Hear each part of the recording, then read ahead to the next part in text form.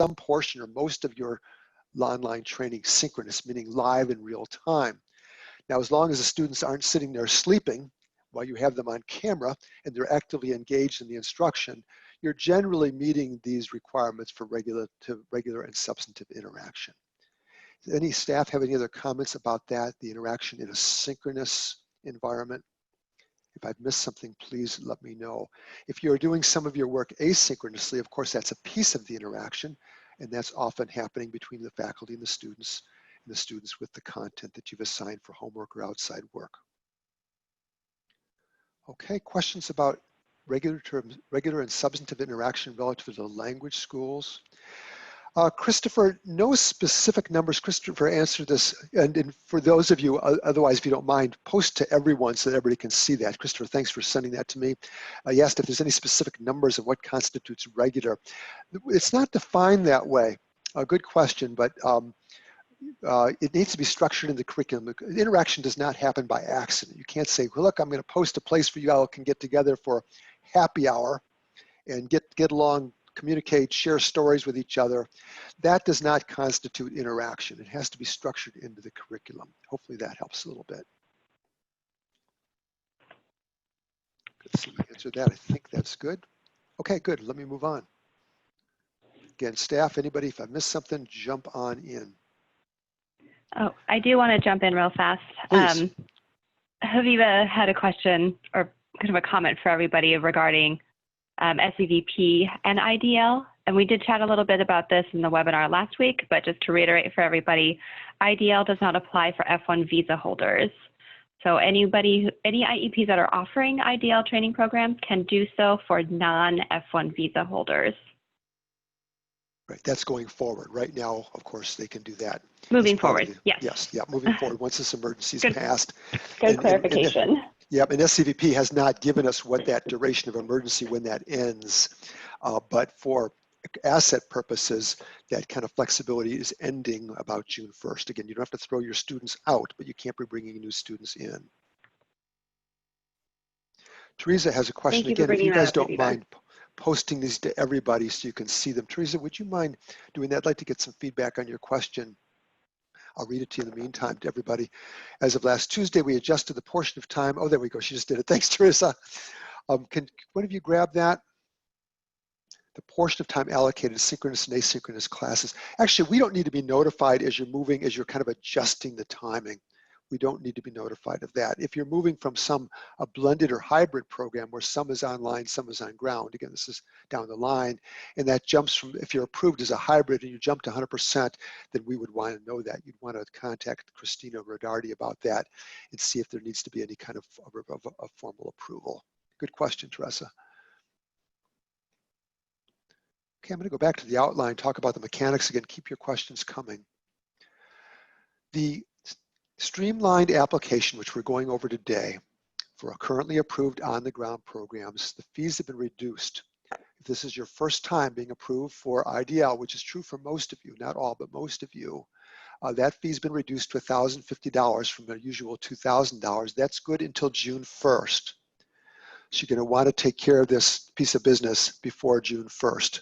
You can always get approval or request approval after that. It's just that you do the full application at full fare. And document 10, of course, on the ACCET website, has the regular fee schedule for you. Okay, that has not changed. All right.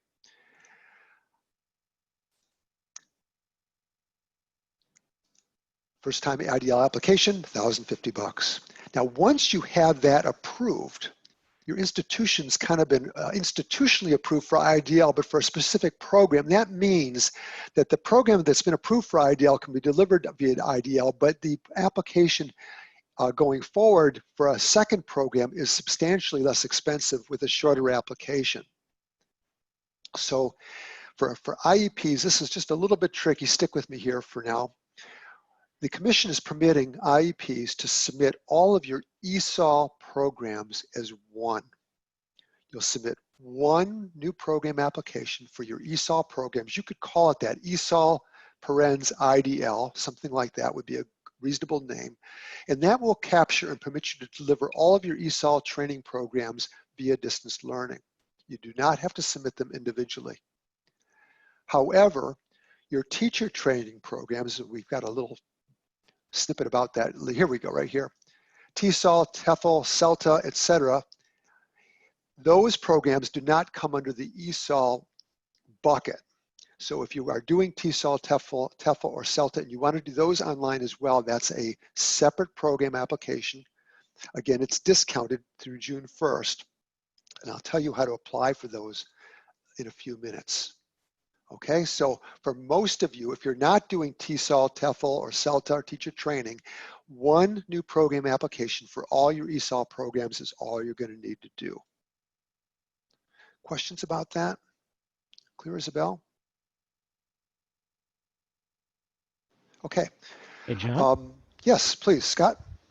We have a question from Catherine just about after June 1st, can they take transfer students online, F1 transfer students? I'm not sure about the last we talked about, and Judy may have to jump in on this, the last we talked about this at a previous webinar, we didn't have any specific guidance from SCVP about transfer students. But we do know that schools that were shutting down, say for the summer, those students were allowed to transfer. Judy, do you have anything to add to that? But if they want to enroll students or keep online students after June 1st, they have to submit this application. Yes. Yes, that would be true. Okay. I think this is Judy. In terms Yeah. of the transfer students, SCVP, as you said, hasn't made a definitive statement. And so I don't think that ACCET can make a definitive statement. I'm sorry. Yeah. But use your good judgment, do your due diligence, maybe check with your, what do they call it in the SCVP? It's a region or the field reps. I think I've heard they've been pretty cooperative and happy to answer your questions. So I would give your field rep a call. But that June 1st date is the date for the application. Without the application, you can't have online students after June 1st. Again, a little bit of qualification there. I don't think Okay. you have to dismiss currently enrolled students as of June 1st, but you certainly can't bring in new ones. Good, Scott. Got it. Yeah, thanks. Okay, thank you. Good. Yep, and I keep tripping over that every single time. So we're all working to get this right. Good deal. Keep those questions coming. We'll keep trying to address them. Now, what's going to happen after you submit your application, and assuming we can push it through for you, it's complete, it meets the requirements under the streamlined application, you'll get what's called an interim approval. That will happen in AMS, you'll be notified of it. And that will be followed up at a later date with an on-site visit or a team visit, a peer review visit is the key term here. We have to do a visit in order to, before we can give this final approval. A new program like this is considered a substantive change under the Department of Education requirements. It does require a visit. However, under the current flexibilities afforded to ACCET by the Department of Education, we can do some of this virtually. So after you get interim approval, you'll be able to start teaching it and accepting new students into it. And then a visit will be scheduled at some point in the future. Now, attempts were made to tie that visit in. If you have an upcoming reaccreditation visit, we will do our best to tie that visit in to save you some money and us some time. However, if it's not in the reasonable future, and that has not been defined yet, just so you know, but think sooner than later. If it's not sooner than later, then we will have to do a visit either virtually or on site in order to approve this program. And that, of course, goes then, following that visit, it goes to the commission with your response to the team report from that new program visit. Okay, so there is a fee that goes with that visit, and you can check document 10 for those fees. Those are in the normal course. There is a good question about foreign languages on the application, and that is a really good question that we just started tossing around internally yesterday. Scott, you asked that question. Did we get an answer on that? Should we hit Judy with that now and put her on the spot again? This is Judy. Languages? Yeah. It's not ESOL, and so I think it would require a separate application. Application. Great, Judy. Thank you. So that would be a separate application. It would be discounted. Instead of $1,050, it would only be $550. Okay, so it's much faster. What you'll do is you'll apply for the new program for your ESOL programs first, and then submit the separate application right after you get interim approval. That will go fairly quickly. It's a much shorter application, as I'll show you here in a little bit. Michelle asks a really good question. Does that mean you have to stop classes by June 1st? No, you don't have to stop classes, Michelle, but you still can't enroll new students into it until you get the interim approval. So it will help if you get that application in sooner than later. Again, you can work on it this weekend. You can work on it now if you want to.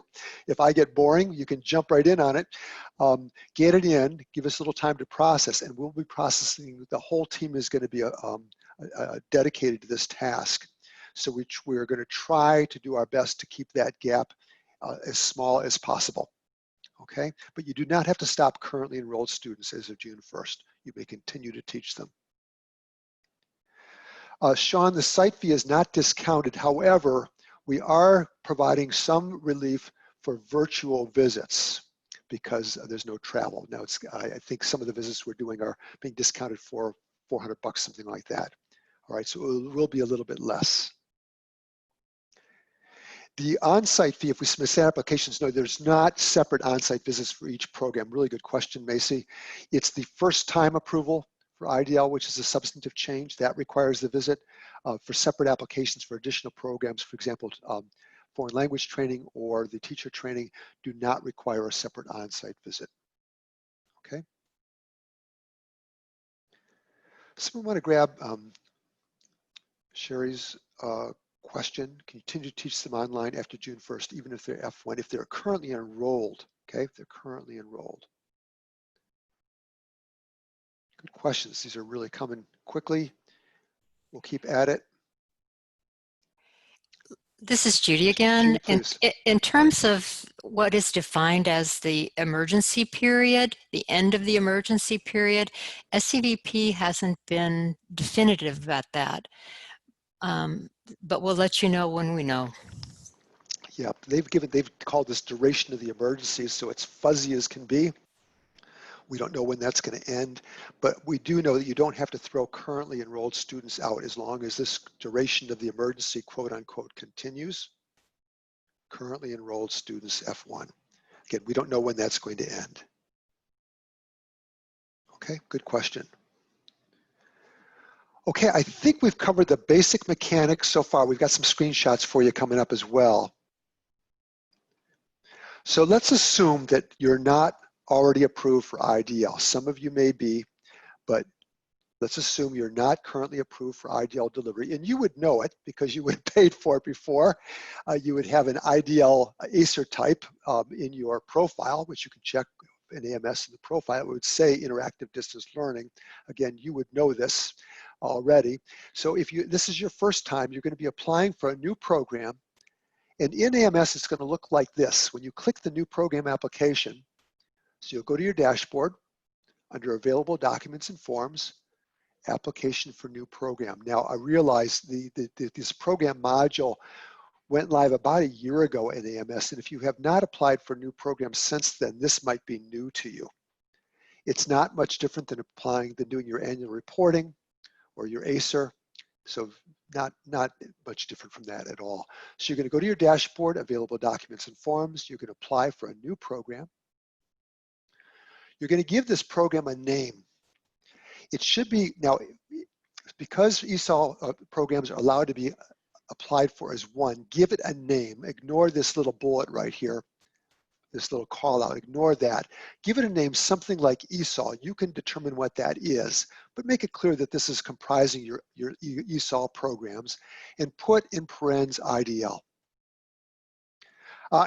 Good question on the recording. Did we start recording this, Rez? If we didn't, let's hit it. Good question, and I forgot. Yes, I started recording a while ago, so. Good, thank you. Good question. Thank you, Teresa. Totally forgot. Thankfully, Rez is on the ball, and we will post this afterwards. It takes a while for the recording to deploy, so it might not be till Monday. It takes several hours for that to happen. Great, good question. Sorry. Okay, so we agree on the name, something like ESOL with IDL and parens.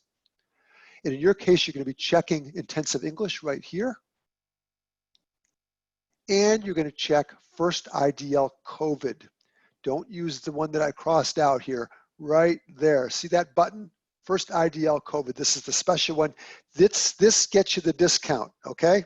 If you do it this way, you're going to get charged $2,000. If you do it this way, it's $1,050. Got that part? This is the easy part. Write that down. There's a screenshot here for you. Again, you're going to click English for speakers of other languages, and you're going to click First IDL. Christina, do they need to click avocational professional or is ESOL, English for speakers of other languages, enough? Muted. Let me unmute myself. Yep, there's Christina, the expert. Yes, this is Christina. So you can click ESOL and that's fine. Right, that's all you need for here, 1 and 2. Now, when you come back later for the foreign language, you'll click that one. And if you come back later for the teacher training, you're going to click the avocational professional development. Is that correct? I believe that's correct. Yep. Got it? Teacher training under avocational professional development, foreign languages here, ESOL here. Again, these are separate applications. Your first go around, we really suggest you start with this one as the new program. Okay, good deal. Macy's checking. ESOL, first IDL, IEP. Yep, you can choose ESOL. Exactly, that's your first one. That'll do it, Macy, thank you. You've got it. This is all done in AMS. Now, every once in a while, AMS has been live for about 10 years now. We still are getting emailed submissions because I think schools think that it's easier, quicker, or they've just forgotten that AMS exists. But either way, don't email this to us. Don't ship it to us, DHL or FedEx. Actually, there's nobody at the office to get those right now. Anyway, it all goes through AMS. All the exhibits, everything in the payment all goes through AMS. If your school was previously approved for IDL delivery, or once you receive your interim approval, did I say that right? Once your school receives interim approval for its first IDL program, then you get a choice.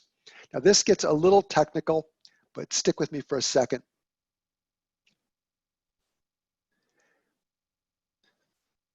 Once you have interim approval, you can use a new program application. Let's say, for example, your foreign language training program is on the ground, and you want to continue to teach an on-the-ground foreign language training program, and you want to get a foreign language program going with IDL. The best solution for that is to use another new program application. It's a little bit longer, but you can just copy and paste from your other one, pretty much, the bulk of it.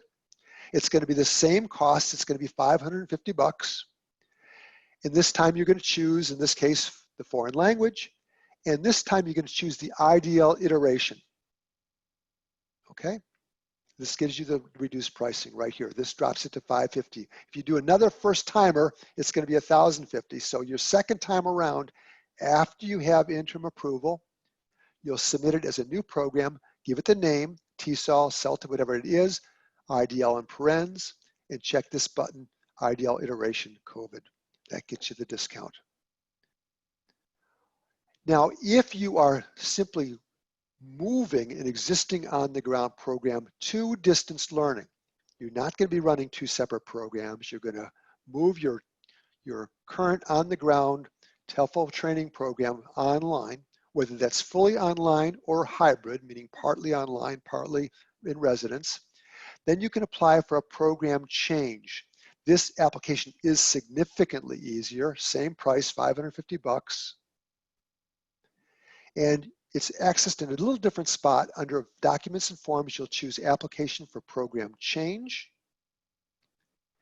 And then you're going to choose delivery format COVID. You'll get a scroll, see that scroll bar there? You'll have to scroll down to see this is at the bottom. Again, this is going to change the ACER type from a on-the-ground program to a distance learning program. Again, whether it's hybrid, You can call it blended or fully online. This changes that program. And again, the program name is going to be pre-filled for you in this case. You're going to add IDL to it, or you could say hybrid if you were doing it that way, and then continue, and that will give you the shortened application. And yes, Amron, it does need to be submitted by June 1st to get the discount. That's our current guidance. I know there's going to be a little bit of a spread here. If we are a little bit behind in processing, we're going to be working with schools on that. Really good question. The important thing is to get your initial application in first, and then staff with the commission will resolve what might happen and if we can't get this process quickly enough for you to get the follow-up applications in. I will get you some guidance on that later, okay? Good question. It's going to be a bit of a race against the clock, isn't it? So clear, once you have interim approval or you already have approval for IDL, you can choose to go in and treat it as a new program. This will give you 2 listings in AMS, the original listing and the second listing, which is for distance learning. Use the IDL iteration for the second time around, or you can apply for a program change if you're actually changing the nature of that program from on the ground to hybrid, blended, or fully online, IDL. It's IDL no matter what the combination of hours is. Questions about that? The application will require a number of attachments. We're going to go through those slowly here in a minute. But they're attached again within AMS.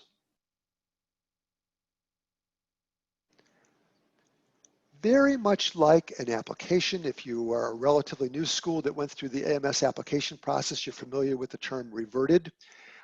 Sometimes you may have had an annual report reverted for more information. Reverted simply means the staff has looked at it and they're sending it back to you for some additional information, some fixes, updates. Maybe you missed something. Maybe we want some clarification about something. That is nothing to worry about. It doesn't mean we don't like you. It doesn't mean you didn't do a fabulous job. It just means we need a little bit more information, so don't worry about it. You'll get a notification in AMS and usually a memo from one of our staff. Donna Hutchison and Christina Regardi are our program chairs. They do a lot of this work. They won't be doing it solo, but they are going to be our conductors for this process. So you'll get something from them or one of us saying, hey, we just reverted this to you. Here's some stuff missing. Check the comments, or they'll include it in an email for you. You're simply going to fix it, save it, and submit it again. You do not pay again, okay? Now, once in a while, we have seen AMS get a little bit buggy here and try to charge you again. Reversion does not mean additional charges. You should be able to submit it right back again. If it's attempting to charge you, stop. Don't pull out your credit card, okay? Email Caitlin or myself. The links are right here to email us, and we'll check it for you. All right, but by and large, you shouldn't have a problem with this. Again, no charge to resubmit a reverted application. It's also not uncommon. Again, we are all sensitive about the good work that we do. It's not uncommon for an application to be reverted more than once. So don't worry about it, okay? Just do your best and to answer the questions and submit it right back to us. At this point, pause for just a second. Donna or Christina, any comments about this so far? Sounds good, John. Donna, Christina? on target. Christina, Yep. you good? Sorry, muted. Okay, good enough. Yes, sounds good. Okay, Sheila does have a question though. She says, earlier you said that we can submit all ESOL programs at once. Can you please clarify how we apply for IDL approval for more than one ESOL program, e.g. business? Now, business being kind of an iteration of an ESOL program, like English for Business kind of thing. Yeah, so yeah, a lot of institutions offer business English. Yeah, those are called, we sometimes call them a bucket, but your bucket of ESOL programs are submitted as one new program, just once. So you don't need to list these separately. You'll be granted interim approval to deliver all of your ESOL programs IDL by doing this. Whether you do or not, that's up to you, but you'll be approved to do that. If you decide later you want them listed separately in AMS, we'll work on that later. But for now, it's one application for all of your ESOL programs. Sheila, does that do it for you? I'll give her a chance to respond. In the meantime, I will kind of push on. Good. Okay. All right. Thank you, John. Good. Thanks. Great. Thanks, Sheila. One of the big exhibits in the AMS application is the 3-point IDL itself. It is a separate document. We're providing it to you as an exhibit as part of this. They're wonderful. Look at the magic. Rez just uploaded that. Okay. It's a fillable document. This will also be in Judy's blog on the website. And it is the 3-point IDL with a whole lot of crossouts on it. The full version of 3-point IDL is on the website under Documents and Forms. Be sure you pull that down because you're responsible for it. But the streamlined version, we have crossed out, literally, lines through it, all the stuff you don't need to worry about for the application. You need to worry about for your delivery, but you do not need to worry about it for the application. We're going to walk through that here really soon. That is attached to the application. There's a spot that asks for it. We've also, the one we're going to go to next actually has some staff annotations to give you some hints about what things you might want to include. It's done in AMS. We're going to have a sample of that for you. We're going to walk through it here as we go on this afternoon. We talked about this piece already. Once you've received interim approval for your first IDL program, additional programs can be added using the new program iteration or as a program change. This has some explanation. This handout is posted for you here in the chat, so you can go back to this for reference. We are asking that you always put an IDL clarifier, this, in the title of your program name. You do not need to use that in marketing, however, okay? It's just for your identification and ours. Okay, we're going to pop out of this document for a second. We're actually going to go through that. I'd like to start with the 3-point IDL itself. I'm going to bring that up on screen. And here we go. And Rez, could you confirm that this is visible now? Not yet. Not yet? Okay, maybe I have to stop the sharing and move back. Okay, it's a Word document, so I'm going to have to stop my share and go back. So let me do that.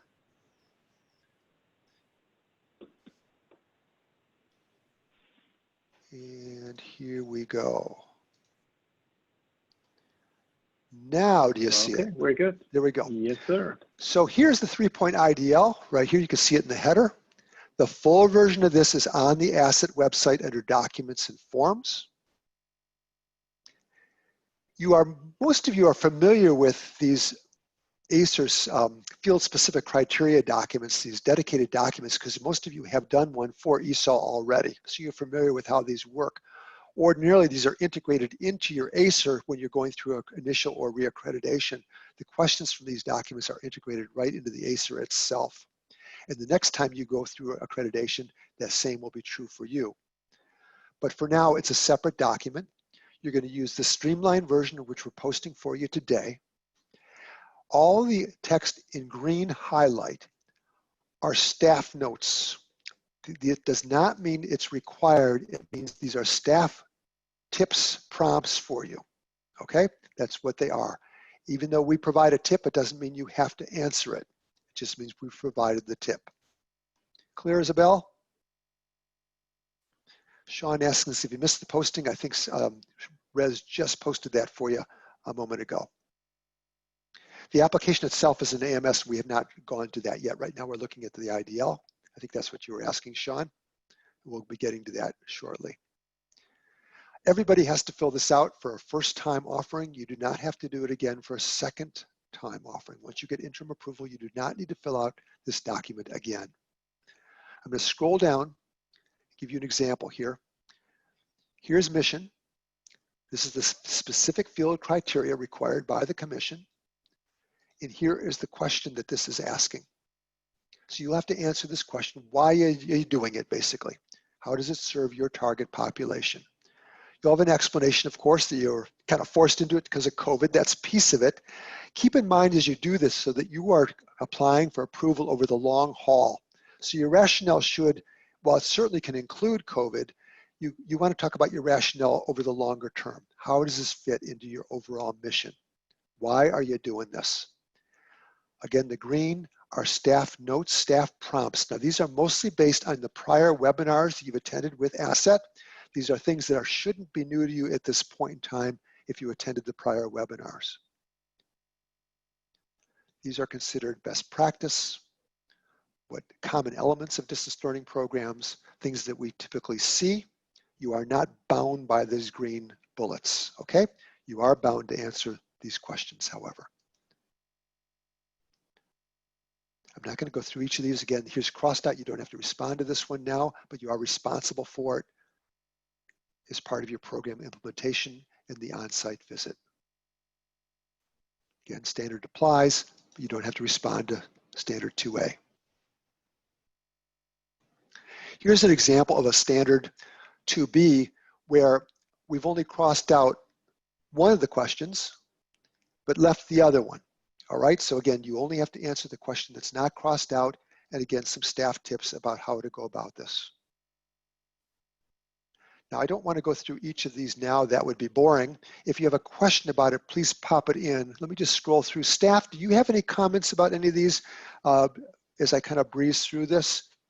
If you do, John, just jump in. Yeah, Donna? you made it very clear, but I'd like to stress that the application, some of the questions are being eliminated for this application, but when later in time, when you're preparing for a visit, however the visit occurs, all of the questions will have to be answered. Donna, would you mind giving them a brief update of what happens after they've received interim approval and how the program, a new program visit works, what they do to prepare for it, the report they prepare in advance? Normally, when a program gets interim approval, we ask for the date of implementation and then we schedule a visit. I think we're going to sort of bifurcate that a little bit, but you will get an approval letter stating interim approval, and you will be advised that a visit will occur. And in that letter, we will tell you what things need to be available for the team. And unless you're going through REACRED, this will not happen through AMS. So it'll be just like this application, it'll be a Word and PDF version that you'll provide to either Christina or me as we prepare the team. So the letter will give them the idea, ask them to make sure they update their IDL template to include all the information and any other documents that we may need. We will tell them in the letter. Good. So it's kind of like preparing an ACER, right? I mean, except not a whole ACER. It's a piece of an ACER. A mini ACER. Mini ACER, we call it, a mini ACER. Yes. That's a term of art. You'll not find it on our website anywhere, I don't think. We call it a mini ACER. Yes. Takes a little time to prepare, but again, you've done the homework already with this application. So a lot of this work will be done for you. But just like an on-site visit, you're going to have the documentation back up your policies and procedures ready for review. And the team will, these are small teams, these are just two-person teams usually, and they'll do the usual thing that you're used to as part of an on-site visit. Okay, thanks, Donna. And as Donna said, at that time, as part of that mini ACER, you're going to be answering all these other questions, okay? So that has to be part of your mini ACER and getting ready for the team visit. Good. Again, records, you don't have to answer any of the questions under records. There's a question here under professional relationships with some ideas for you, how to go about answering that. These are some key items under standard 3B. Last day of attendance, we talk about that a great deal during our refund modules at the workshop. But remember, the last day of attendance is the last date of work completed. If it's a synchronous environment and the student has shown up for a live synchronous class, that's the last day of attendance. If it's asynchronous, then you're looking at work completed, academic work completed. Okay. Let's go on. Curriculum, a lot of these, the curriculum standards 4, 5, and 6, there's not much redaction here. You're going to be answering most but not all the questions. There are some staff tips, not a lot. But again, here's a good example where you can skip some questions and the other ones have to be answered. Lots of information on your syllabi, how you've arranged your lesson plans, testing, these things we talked about in the last webinar. Questions about interaction. Really important question right here. How does the program structure enable interaction? You're going to want to put a little more thought into this than just saying, well, we're live, that's it. I mean, you have to dig in a little bit deeper, all right? I'm scrolling through again, looking for nudges. Again, staff, jump right in if you see something. I see more questions about the mechanics of this, which is where people are focused, which is fine. We'll get back to those in a second. I'm just going to scroll through again really quickly, see if anything jumps out at staff. Here's a good question right here. One of our team picked up. The question asks you to describe the processes in place to orient students and faculty to the new software systems that they're in. And one way that the teams look at this is they like to see it from the students or the instructor's perspective. So expect that you're going to need to give the on-site visit team access to your system, whatever that is, or have them be able to observe classes, or you might have some recorded if you don't have a class in session scheduled that day. We have to see how it's actually working.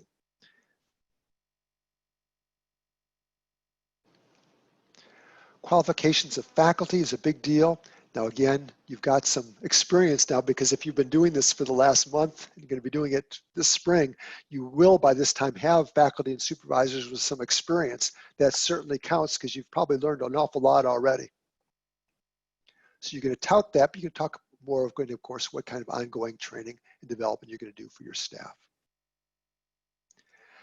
Observing faculty teaching online is a really important standard.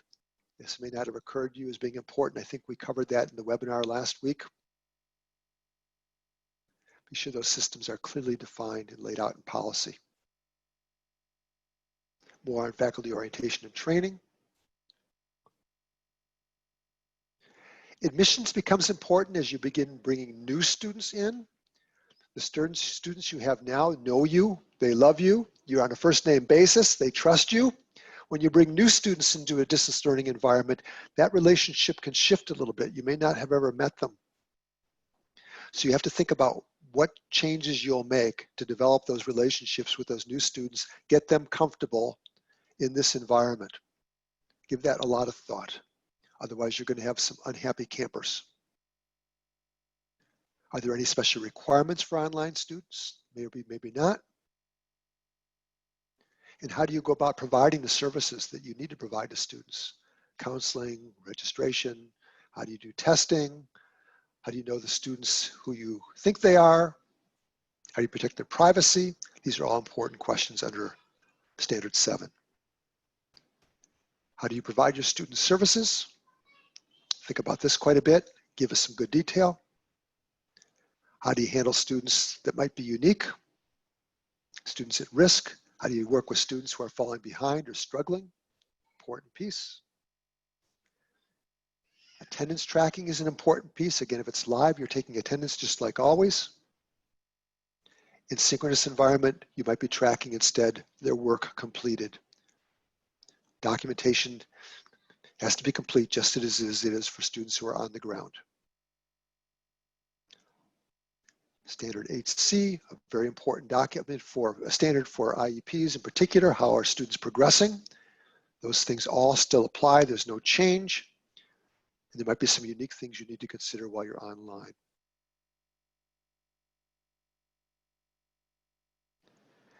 And student satisfaction, we're not asking for copies of surveys because this is new to you right now as part of the application, but obviously getting feedback from your remote students is going to be an important part of the standards. You'll still have to build that in, just not for the application.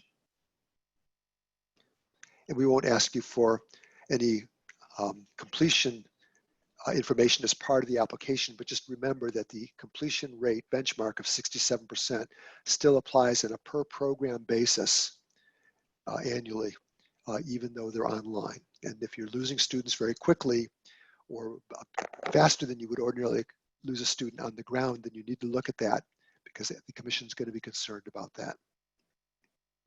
That was a really quick run through. Are there any questions? I'm going to mute my audio for a second. The grandkids just came in with my wife from the park, and I'm going to go close the door. One second.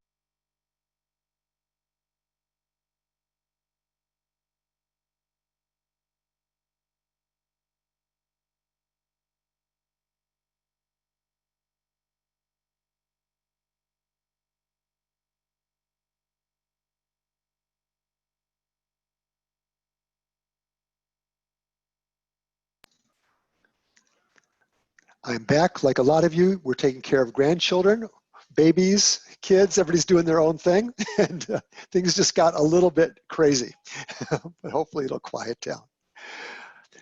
Questions, it looks like your questions are being answered. Thank you all very much.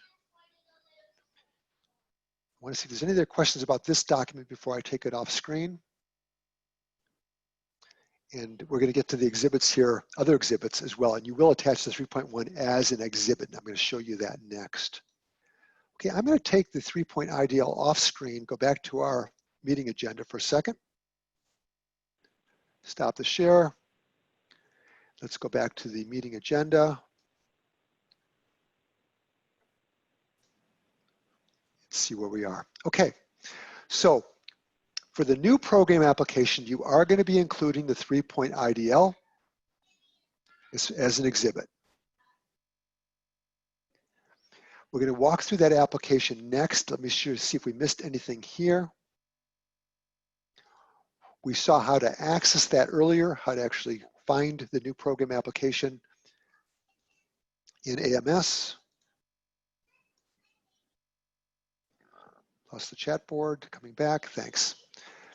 Let's go over to the application. If there's any other questions before I do this, let me make a switch. Okay, let's do that. I'm going to switch over now.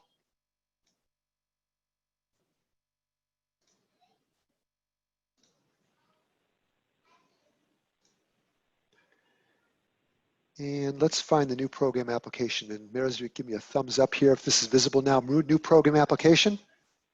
Yes, we can Good see deal. that. Okay, oh, it's working so smoothly. Round of applause for Rez, our host. Okay. This is exactly what you're going to see in AMS. When you start that new program application, this is what you're going to see. Remember, we've checked off, let's say this was a avocational course. Who wants to be a millionaire? Now, this is not a typical ESOL program, I know, but it just made a good example. In this case, this is an avocational program.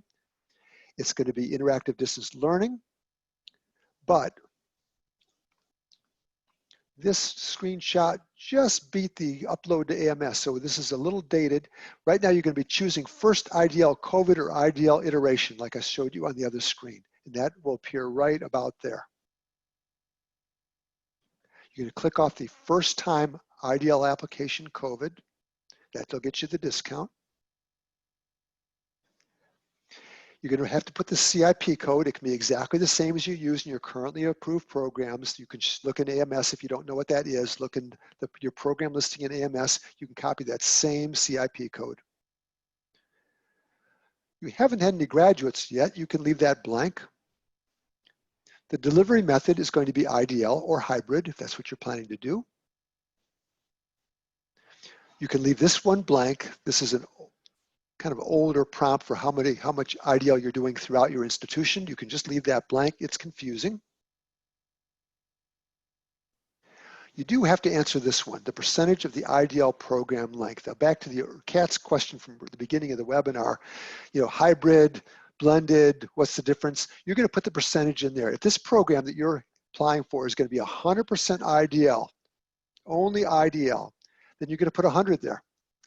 If it's hybrid, enter the approximate percentage as we leave the COVID emergency. Right now you're 100%, but once leaving COVID, what is your plan going forward? Are these going to still be 100%, or is this going to be some kind of a hybrid program? If it is, give it your best estimate, whether it's 50% or 75%, that's what you want to do. The managing organization, this is a drop-down. You'll see your main campus, and if you have branches or auxiliary classrooms, they'll appear here as well. Typically, you're assigning this just to the main campus. In some cases, it could be that a branch campus is responsible for the distance learning. I believe in most of your cases, it's simply the main campus. You're going to pull that from the drop-down and check it off.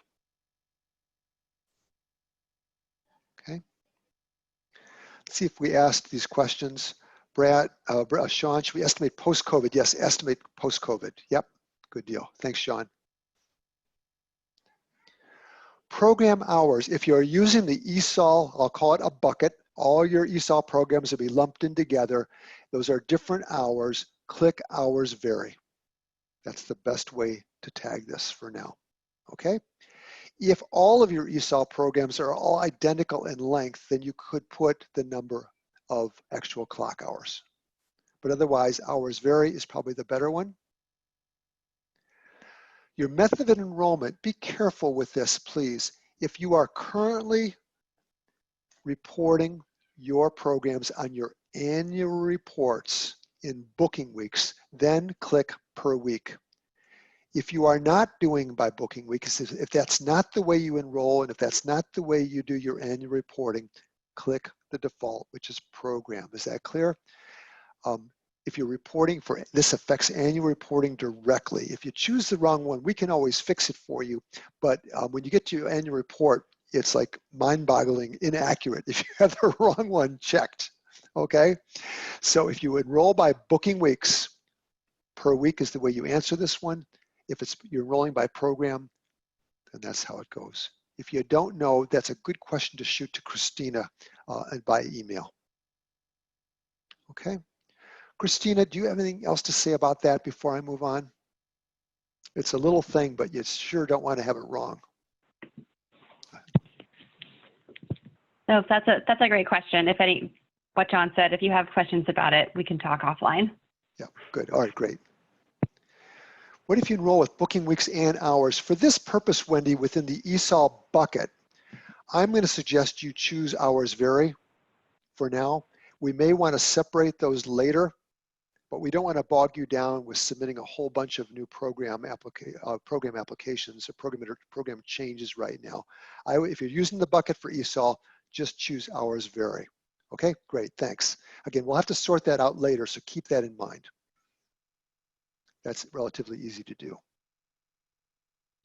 Good. And ESOL programs are clock hours, so put them hours. Now, if it's hours vary, then this will be blanked out. If it's hours vary, you won't be able to enter anything here anyway. ESOL programs are not credit hours, so don't check that. Don't use any credit hours. You're simply going to choose clock right here, and you won't even see this box right here.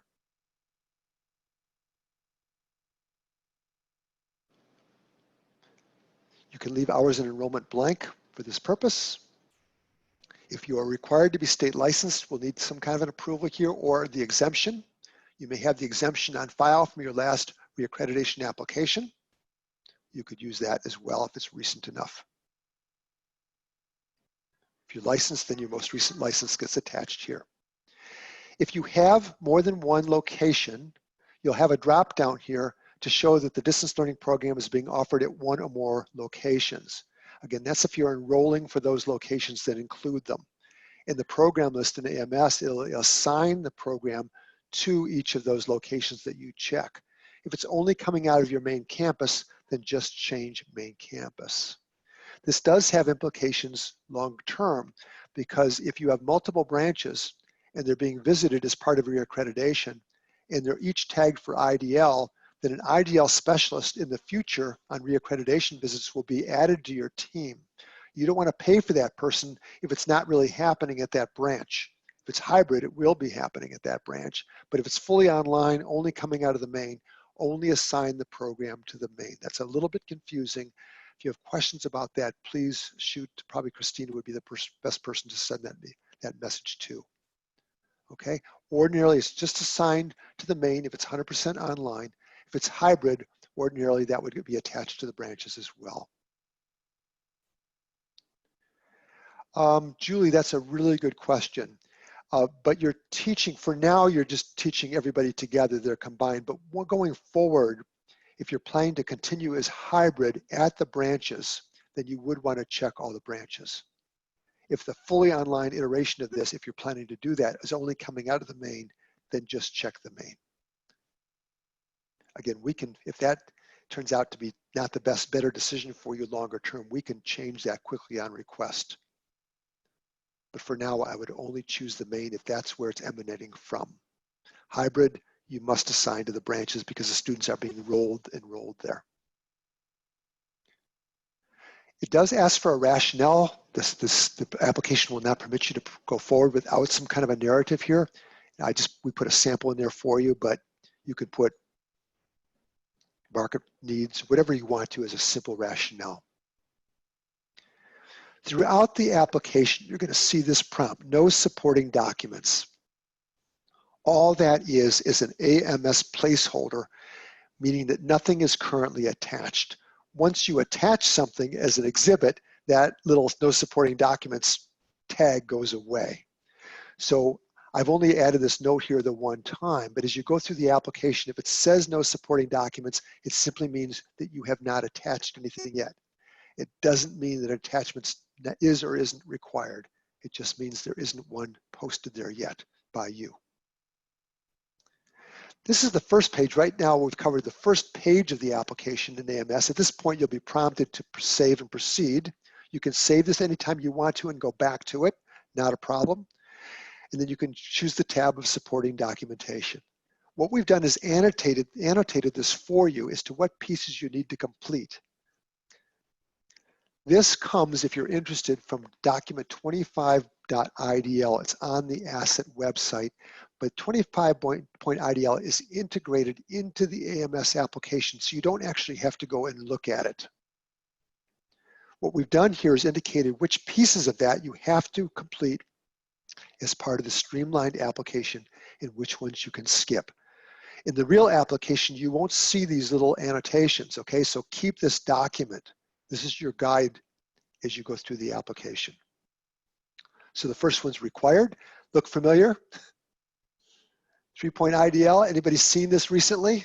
You're going to be using the streamlined version of this that we went through a short while ago. That's the document you're going to use that Res uploaded for you. That is required. This is where you attach it right here. You can skip instructional materials and equipment. Again, that'll be reviewed on site. You'll include that in your mini ACER.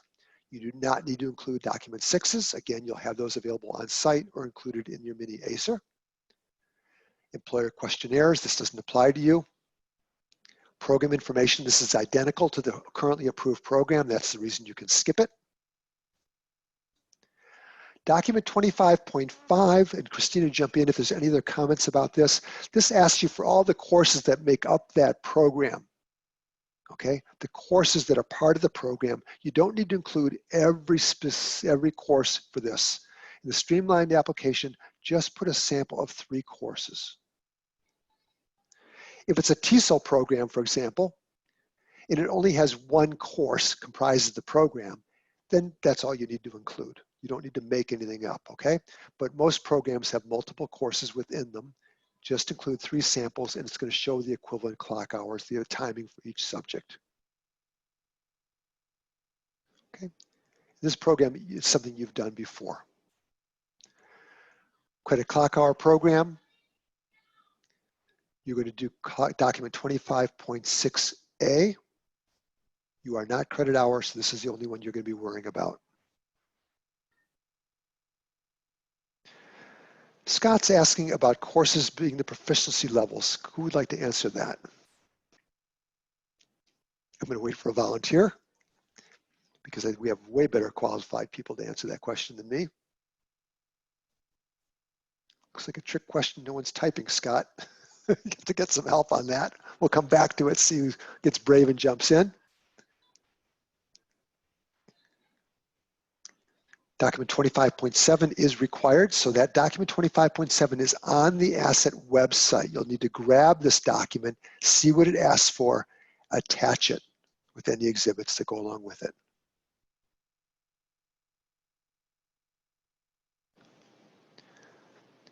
Sherry asked one question for Scott. Thank you, Scott. Happy with that, Scott? And question for you, Christina, from Sean.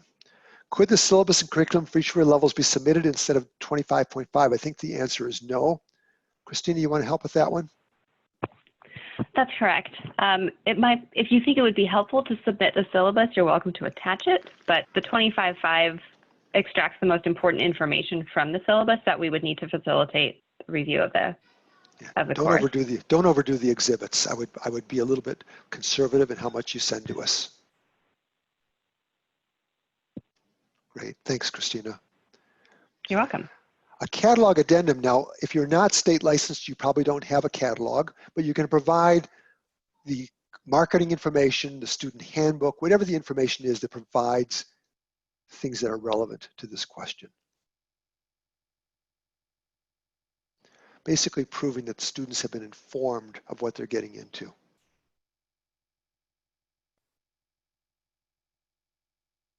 I've got a question from Judy. Really good question from Judy, asking where does the institution itemize the specific programs to be submitted for IDL? Judy, in this case, you're talking about the ESOL bucket. Judy, jump on the phone if you want to.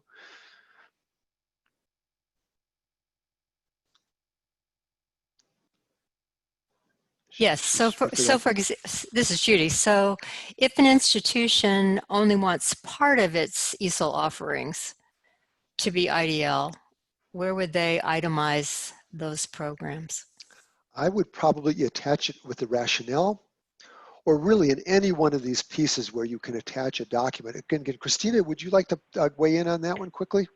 These are good questions. Yes, so in document 3.idl, standard 4A,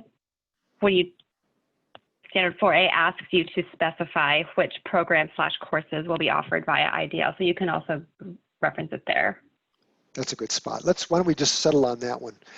So for this question, where do you list the programs that are included? And some of you others had asked kind of related, how does this work with this bucket ESOL programs? Just list them right there under 4A in the 3-point IDL, streamlined. And we can grab it from there. Good question. Thank you, Judy.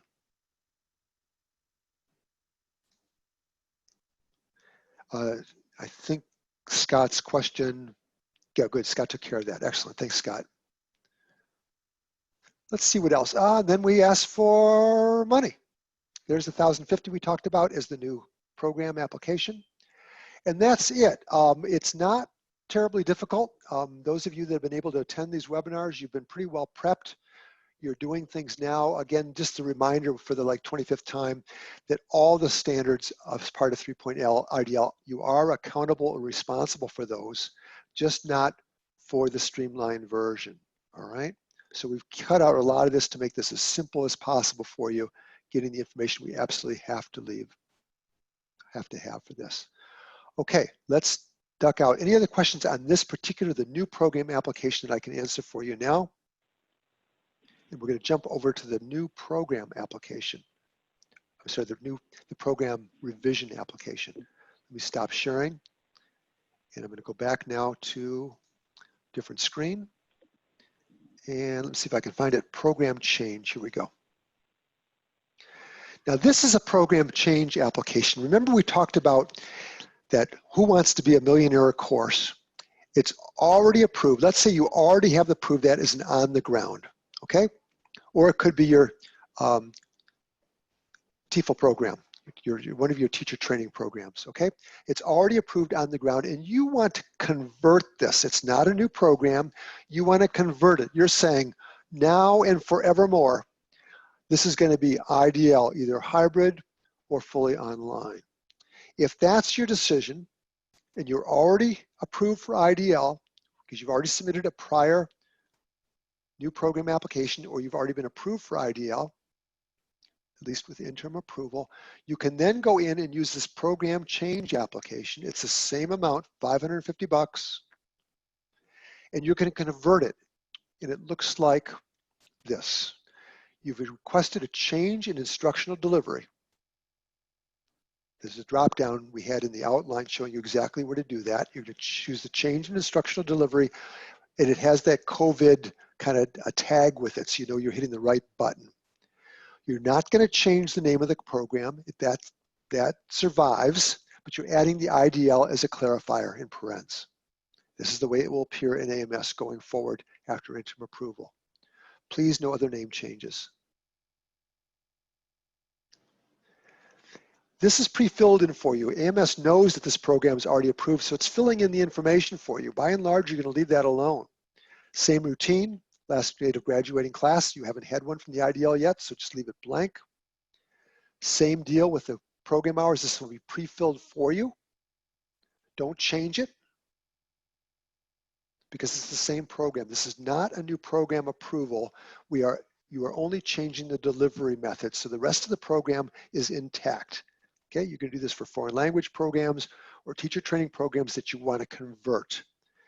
If those programs are to be offered in both modalities, fully online or hybrid, and fully on ground, then you want to use the new program iteration version instead. Don't use this form.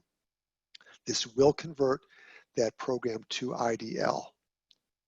You'll be losing the on-the-ground side of it, okay? So think about that. Again, if you have questions, shoot us an email. We'll help clarify it, or throw it in the chat board. Again, don't change the hours of enrollment. Don't need to touch that. The state approval, if you're going online for the first time, if you're required to be licensed, this is a place to attach it. The locations at which it's offered, this is a good example of where the branch is showing. So that could be checked if it's being offered at more than one place. The projected start date is a required field. Again, this is an estimated start date. When do you expect to be enrolling students in this newly approved program? Okay. If it's as soon as you're approved, put June 1st or whatever the reasonable date is. Our team is going to use this to help plan the on-site visits. So again, be reasonable here. What am I trying to say? Be as accurate as you can be. It will ask for a rationale. You'll have to give something there. And we're adding to this. And again, now Donna and Christine, I'm going to need some input on this piece right here. There are some documents that we're going to need because this is going to be IDL. We're going to need some information about the courses. And Donna, Christina, would you walk us through these three pieces? Christina, you want to do it or you want me? Just like the other application that John showed, the 25.5 is the course information, are the course information sheets. And we'd want a minimum of a sampling of 3 courses. That's so we can readily see the methodology and the overall objectives. Again, the 25.6A for clock hour programs, and I assume all of your programs would be clock hour programs and not credit, which is the 25.6B. Does that help, John? Yes, it does. Good, okay. Thank you. So it's very much like the new program, similar stuff, but really this is a lot faster. Yeah. Good. Same cost, $550, a lot faster. You'll buzz through this, but you do have to do some of this paperwork. Here's the supporting documentation. Again, this is a separate tab in AMS. You'll be prompted to go there when you've completed the first page. And again, we've prompted you exactly what needs to be included and what can be omitted. Save this sheet. Rez has just uploaded it for you. State approval. If necessary, omit, omit, omit. If there's an externship, which is not for ESOP programs, just skip that piece. And there's the magic $550. That's all there is to this one. Any questions about the program change application, change in instructional delivery format? If not, I'm going to stop sharing. We're right on schedule here. And I'm going to go back and share the outline. I remember where it is. Here we go. Too many screens open. And you can see from our outline, we are marching down. We've taken care of the program change application. Here's a reminder of the explanation of what this does. It converts a currently approved on-ground program to IDL, whole or in part. We're adding the IDL clarifier. And we've given you the handout for exactly how to fill this in. Okay, we actually are doing really, really well. Let me see if there's any questions before we start wrapping this up. This is a good chance. We've got time. You've done a great job. There's been really, really good questions. Anybody want to jump in with something before we start wrapping up? I've got some housekeeping details to deal with.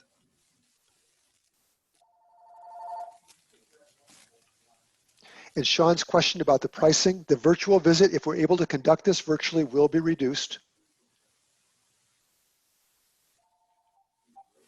I'm not sure that that number, 24 versus 4,800, I don't know if we're talking about exactly the same thing there. I think that depends on the type of visit, Sean. Judy, do you see Sean's question? Yes, so the commission approved that ordinarily an on-site visit would be 4,800, but that it would be 2,400 for a virtual visit. That's for like a two-person visit. Is that accurate? Mm-hmm. Okay, so that would apply if we're able to do the new program visit virtually. Okay. So yeah, it's all expensive, but it's a lot less than it was. This is an expensive business, Sarah. Yep, that's the reality. Again, this is not going to happen right away, but it will be sooner than later. It's going to be this summer, hopefully, or fall. Again, we're going to tie this in with a reaccreditation visit if you've got one coming up. Any other questions about the process? We'll hang on here for questions after we wrap up. At this point in time, we've covered the webinar, which has been, by the end of the day, we'll have done 9 webinars on distance learning, about half of them for IEPs. And many of you have been with us through this whole kind of journey since March 20th, since we started doing them. Thank you for all the questions and the participation. We did not record the town hall version of this. The other ones were all recorded. Those have been or will be posted under Judy's blog on the ACCET homepage. So keep watching. This one will be posted probably by Monday. We are happy to announce Dr. Leah Matthews just accepted last night or this morning an invitation to speak to everybody, to our membership on Friday the 15th, 2 o'clock Eastern Daylight Time. That's 2 weeks from today, about state and federal requirements for IDL. So if you're interested in that, please join us. A mailing will go out, a broadcast email to the AMS primary contact. So if you're not the primary contact, let the primary contact, whoever that is in AMS, know that that invitation will be coming with the link.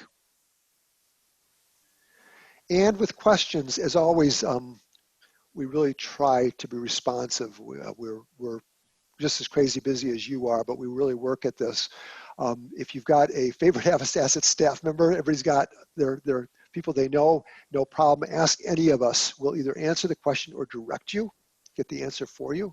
I often can't answer the IP questions. I contact Rez, Courtney, Christina, Scott for those questions, and I tie them right in. We will not leave you hanging. If you don't have any friends or favorites, Rez and I are volunteering. So if in doubt, contact one of us, all right? Okay, I know you're in a race to get started. You can access this on AMS right now, so feel free to get started today. We wish you the very best of luck. We're going to hang here for a few minutes, see what other questions we have. I'm going to turn off my screen share. If you need a handout, please throw it into the chat board so we can post it again for you. And if you have a question, keep throwing it in here. We'll be happy to answer questions. Otherwise, have a good day. Thanks for joining us, and see you on the 15th if you can make it. Take care, everybody.